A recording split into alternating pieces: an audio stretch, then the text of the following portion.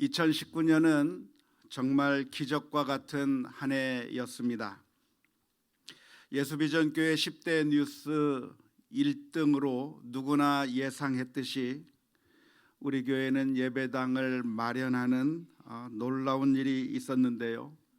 이것은 정말 기적과 같은 일이었다고 할 수 있습니다. 우리가 할 수 있을까 의심했던 사람도 많이 있었을 텐데, 그런데 지금 우리가 이 새 예배당에 이곳에 와서 첫 번째 송구 영신 예배를 드리게 됐습니다. 정말 기쁘시죠? 수고하신 모든 분들에게 박수를 보내드리고 싶습니다.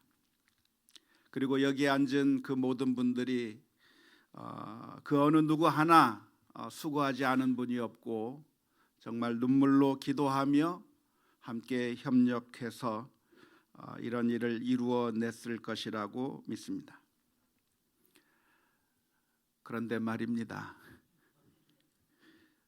감사할 일이 분명하고 기뻐해야 할 일이 분명하지만 사실 건물을 마련하는 것은 누구나 할 수 있는 일입니다. 다시 말하자면 믿음이 없어도 건물을 마련하는 것은 누구든지 할 수 있는 일이라고 하는 그런 의미입니다. 오해하지 마십시오. 그러니까 우리가 믿음 없이 그냥 마련했다고 하는 그런 말씀은 아닙니다. 정말 우리 교회 내에서 믿음으로 기도하면서 이루어낸 하나님의 축복이었다고 저희들은 믿습니다. 하지만 건물을 마련하는 것은 믿음이 있어야만 마련이 되는 것이 아니라 사실은 믿음이 없어도 충분히 할 수 있는 일일 때가 많이 있습니다. 그 대표적인 케이스가 바로 예루살렘 성전이었습니다. 예루살렘 성전은 헤롯 대왕이 후원을 해서 헤롯 대왕의 주도하에 어마어마한 크기로 웅장하게 지어졌습니다. 하지만 그 예루살렘 성전을 보시면서 주님께서는 그 예루살렘 성전을 칭찬하신 것이 아니라 돌 위에 돌이 하나도 남지 않고 무너질 것이라고 말씀해 주셨습니다. 믿음이 없이도 우리가 지은 교회보다도 훨씬 더 크고 훨씬 더 멋있고 훨씬 더 웅장한 건물을 마련하는 것이 가능하다고 하는 그런 의미일 것입니다. 그런데 제일 쉽지 않은 일이 있는데요. 건물을 마련하는 것보다 더 힘들고 어려운 일이 있다고 한다면 그것은 영적인 열매를 맺는 일입니다.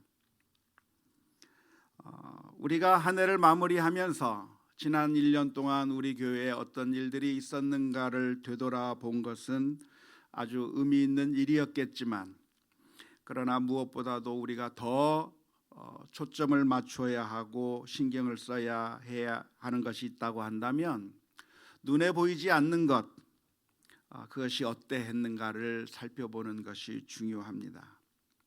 눈에는 보이지 않지만 영적인 변화와 영적인 성숙을 얼마나 이루어냈는가가 훨씬 더 중요하다고 하는 그런 의미입니다. 그리고 무엇보다도 우리가 새해를 맞이하면서 2020년을 맞이하면서 우리가 가져야 될 관심사가 있다고 한다면 그것은 다른 어떤 것보다도 영적인 열매를 맺는 것에 우리의 마음이 쏟아져야 할 것이라고 믿습니다. 왜냐하면 영적인 열매를 맺는 것 외에는 그 어느 것도 하나님 앞에서는 인정받을 수 있는 것이 없기 때문에 그렇습니다. 사람들이 나를 인정해 주는가 하는 것이 우리의 가치를 결정하는 것이 아니고 사람들이 나에게 박수 쳐주고 칭찬해 주는가가 중요한 것이 아니라 거기에 우리가 목매어 살 때가 너무나도 많지만 그러나 우리에게 있어서 제일 중요한 것이 있다고 한다면 영적인 열매를 맺는 것입니다. 그러면 영적인 열매를 어떻게 맺을 수 있습니까? 오늘 성경 말씀에 보면 예수 그리스도 안에 있을 때 영적인 열매를 맺을 수 있다고 말씀하고 있습니다. 포도나무에서 가지가 잘려져 나가면 그러면 뿌리로부터 영양을 공급받지 못하는 그 가지에서는 포도나무가 맺혀질 수 없는 것처럼 예수님 안에서 있지 아니하고 예수님에게서부터 떨어져 나간 사람이라고 한다면 우리들도 영적인 열매를 맺을 수가 없다고 오늘 본문에서 말씀해 주고 있습니다. 그러면 예수님 안에 있는다고 하는 것이 무엇을 의미합니까?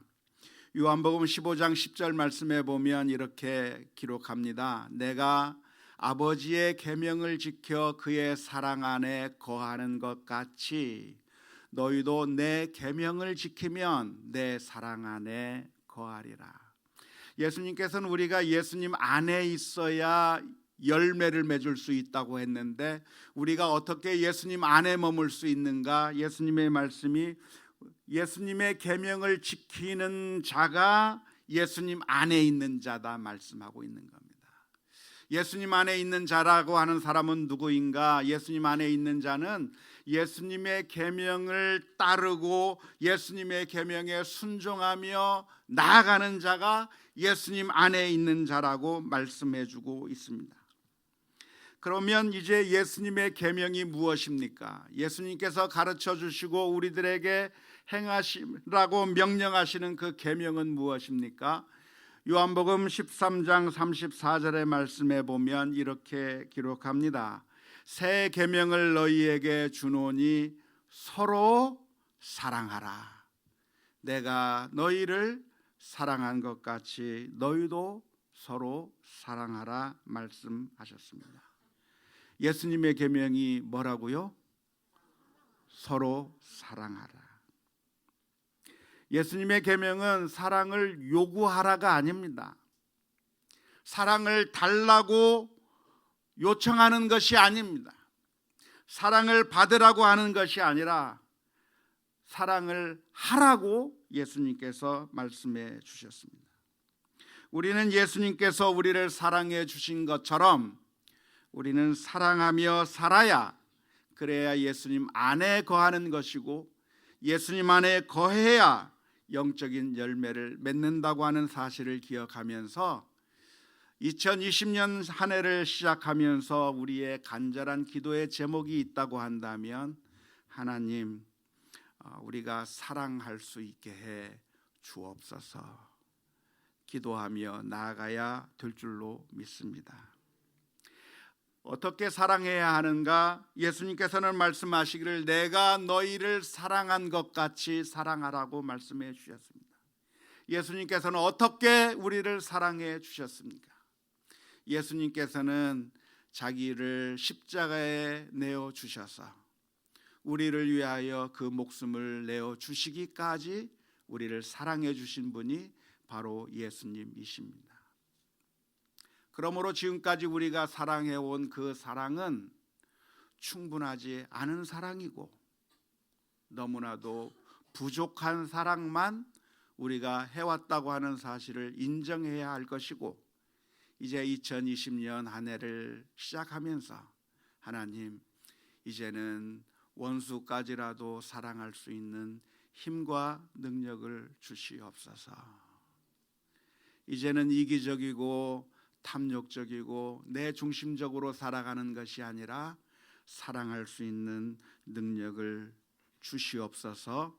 영적인 열매를 맺게 해 주시옵소서 기도하는 것이 우리의 간절한 기도의 제목이 되어야 될 줄로 믿습니다. 2020년 한 해를 살아가는 동안에 우리는 이러한 결심이 쉽게 무너지는 것을 발견하게 될 것입니다.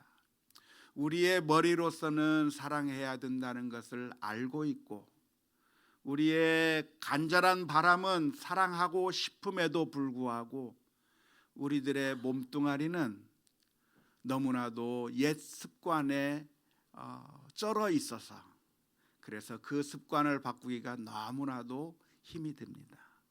그래서 우리는 하나님 앞에 날마다 기도하면서 하나님 도와주시옵소서.